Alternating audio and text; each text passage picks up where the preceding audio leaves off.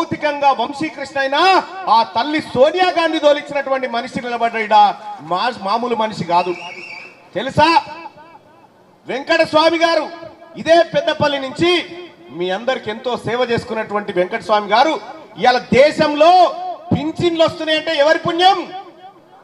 వెంకట స్వామి పుణ్యం. ఈ దేశంలో ముసలోళ్ళు అయిపోయి ఇంట్లో శాత కాకుంటున్న వాళ్ళకు కూడా పింఛన్లు ఇస్తే వాళ్ళు బతుకుతారని పెట్టినటువంటి మనిషి వెంకట స్వామి గారు. ఇవాళ కేసీఆర్ చెప్తా ఉంటాడు నేను తీసుకొచ్చిన పింఛన్లు అని. వెంకట స్వామి గారు వెనకట తీసుకొచ్చింది ఈ పింఛన్లు. అమ్మా ఇంకంతేగా తల్లి, ఇక్కడ మీ అందరికి తెలవాల్సినటువంటి ఒక అంశం ఉంది. నరేంద్ర మోడీ దేశాన్ని ఏడుకో తీసుకుపోయినా అన్నారు. ఆయన ఒక్కడే వెళ్ళిపోయిన కానీ మనం పోలే, ఈయనే ఉన్నాం. విషయం ఏంటంటే మొత్తం ప్రపంచంలో మన భారతదేశం లెక్క చాలా దేశాలు ఉన్నాయి. చాలా దేశాలుంటే మొన్న ఏం తీసిరంటే అమ్మా హంగర్ ఇండెక్స్ అని ఒకటి తీసిరు. ఆకలి సావులు ఎక్కువ ఏ దేశంలో ఉన్నాయంటే భారతదేశంలో ఉన్నాయని తేలింది.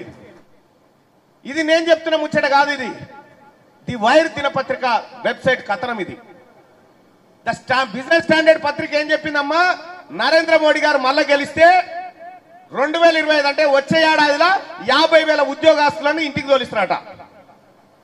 ఇక సింగరేణి సంగతి అమ్మా, అదాని వస్తాడికి. ఒకవేళ మీరు వంశీకృష్ణను గనక ఢిల్లీకి పంపకపోతే ఢిల్లీకి అని అదాని వచ్చి మీ సింగరేణి గుంజుకొని పోతాడు. అదానిని ఆపాలన్నా మోడీని తులనాడాలన్నా మీ బిడ్డ వంశీకృష్ణ ఢిల్లీకి పోవాల్సిందే.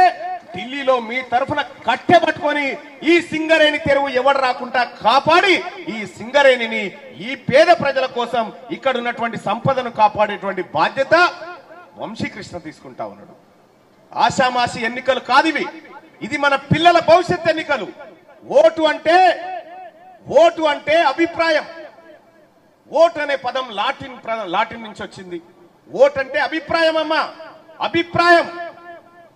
మనకు భారతదేశానికి స్వాతంత్రం తెచ్చింది కాంగ్రెస్ పార్టీ తెచ్చింది. కాంగ్రెస్ పార్టీ స్వాతంత్రం తెస్తే అప్పుడు బ్రిటిష్ వాళ్ళ దిక్కున్నారు ఈ బీజేపీ వాళ్ళు పోయి దేశానికి స్వాతంత్రం ఇవ్వద్దని. కానీ ఇవాళ భారతదేశం అనేటువంటి స్వాతంత్రం అనే పదాన్ని తెచ్చుకొని మన గుండెలలో పెట్టుకున్నాం కాబట్టి స్వాతంత్రం వచ్చిందమ్మా. తెలంగాణ తెలంగాణ తెలంగాణ అనేటువంటి ఆ ఆలోచన, తెలంగాణ పదాన్ని మన గుండెలలో పెట్టుకున్నాం కాబట్టి తెలంగాణ వచ్చింది. రేపు పొద్దుగాల గడ్డం వంశీకృష్ణ అనేటువంటి పేరును మీ గుండెలలో పెట్టుకొని 4 తారీఖు నాడు బ్యాలెట్ బాక్సులు బద్దలైపోయి మీ తమ్ముడు మీ సోదరుడు రేపు పొద్దుగాల ఎంపీగా గెలిచి అక్కడ ఈ సింగరేణి చెరబట్టాలని చూస్తున్నటువంటి వాళ్ళ గల్లా బట్టి నిలదీసి వాళ్ళని ఇటువైపు రాకుండా అడ్డుకునేటువంటి ప్రయత్నం చేస్తారని చెప్పి తెలియజేస్తా ఉన్నా.